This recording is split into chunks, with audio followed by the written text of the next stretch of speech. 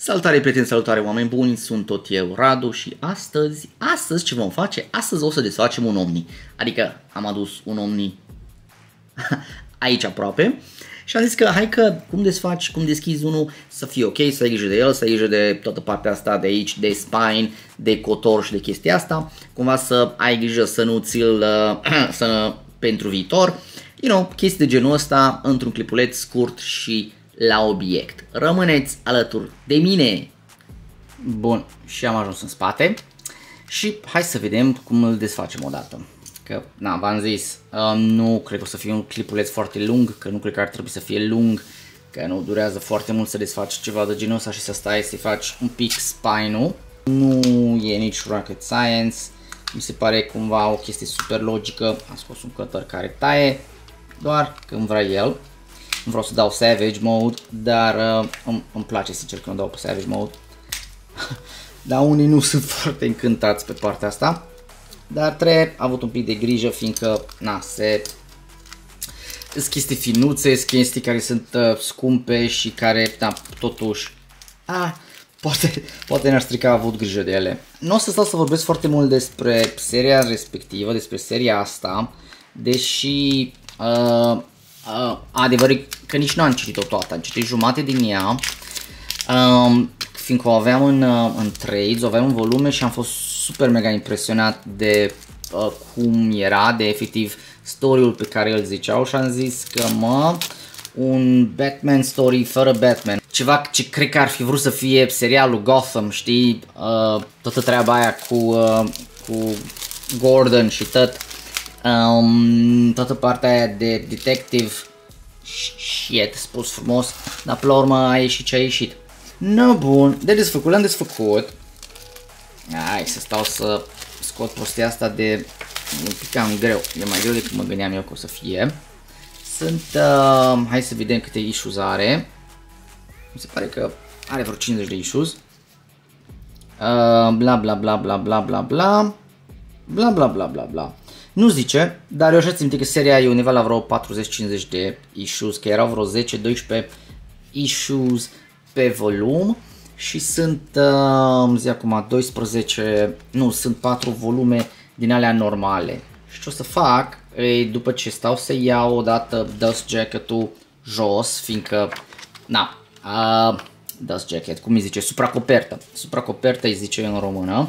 Că nu cred că e atât de ușor de făcut toată chestia asta cu supracoperta în mână. Uite aici volumul. Lăsăm și supracoperta la îndemână în caz că ne trebuie.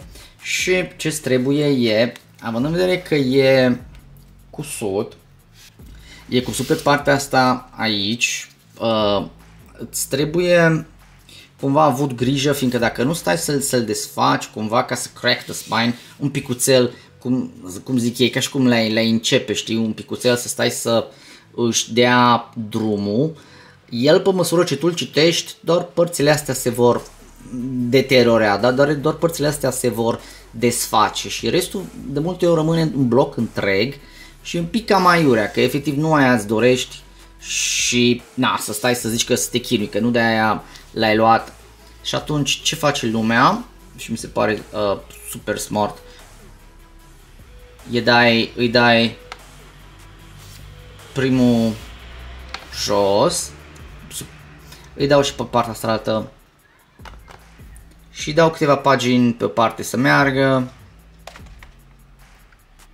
încerc să-i dau același lucru și pe partea asta altă, câteva pagini să curgă, fiindcă ți-ți trebuie chestia să se desfacă uniform, să se desfacă și pe parte și pe cealaltă. Am văzut că unii stau și care cuvântul că caut, apasă pe paginile astea pe măsură ce le desfac. Nu mai știu unde am văzut chestia aia, la Omar sau ceva de genul ăsta, deci efectiv stătea omul și îți apăsa pe pagini. Posibil să ajute și asta, nu zic nu, dar oricum dacă faci ceva de genul ăsta, câteva pagini într-o parte și câteva pagini în partea aia altă, ar trebui să desfacă destul de frumos și încerc așa să sar peste, să nu vedeți chestii din el, că o să stau să vă vorbesc despre el la un alt moment când îi vom face un review.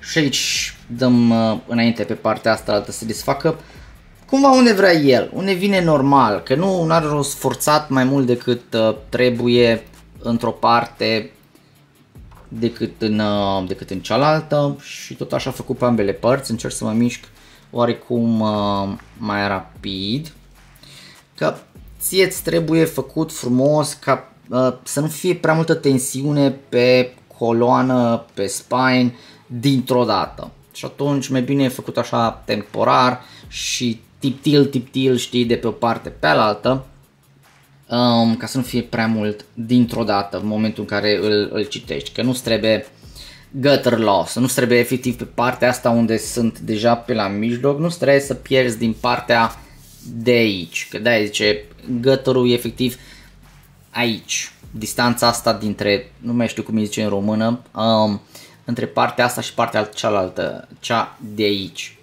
Și atunci, tot fiind un volum mare cu multe chestii, nu-ți trebuie să se piardă acolo, că multe au problema asta, sincer, multe dintre ele, fiindcă sunt chiar în halul ăsta de mari și au tot felul de, care cuvântul caut, splash pages și întins așa pe mai multe spreads, cum ar veni, se pierde mult între stânga și dreapta, efectiv aici la mijloc. Nu e cazul aici, fiindcă arta lui Lark, parcă că Michael Lark face parcă în mare volumul ăsta, dacă țin bine minte, că e Greg Rucka cu Brubaker și cu Lark pe artă. Hai să vedem pe aici. El nu folosește Universal, nu folosește foarte multe splash pages. E un pic mai pe tradițional când vine vorba de layout. Și tot așa tip-til și încetuți de pe o parte pe cealaltă, să curgă și să meargă el cum vrea el și cum e normal să curgă. Nu îl forțez, nu nimic și efectiv aici, hai să împing asta mai încolo, începe să ți se formeze un ochi, cum zic ei. Chestii care mi se pare normal, că toată coloana, zi acum, coloana, spine-ul, cum zic ei, trebuie întins un pic, trebuie un pic, nu zic forțat, dar un pic întins, ca în momentul în care tot citești să meargă relativ ușor. Și uite, așa ar trebui să arate pe mijloc, să fie uniform, să fie făcut frumos, să nu fie mai mult într-o parte decât în cealaltă, să nu fie, cum să zic, să fie uniform, să nu fie prea multă tensiune într-o singură parte, să nu, oricum probabil după ce am să închei clipul am să mai fac asta de vreo 2-3 ori, exact același lucru desfăcut normal și frumos unde vrea el să meargă. Și asta e tot, așa se desface un Omni. Nu uitați să avem giveaways, unul sau mai multe, cine știe acum, nu mai știu exact ce dau în secundica asta, dar avem ceva de dat pentru voi, pentru abonați, poate vreți să vă abonați și până la următorul, v-am țucat, oameni buni, să aveți o zi bună!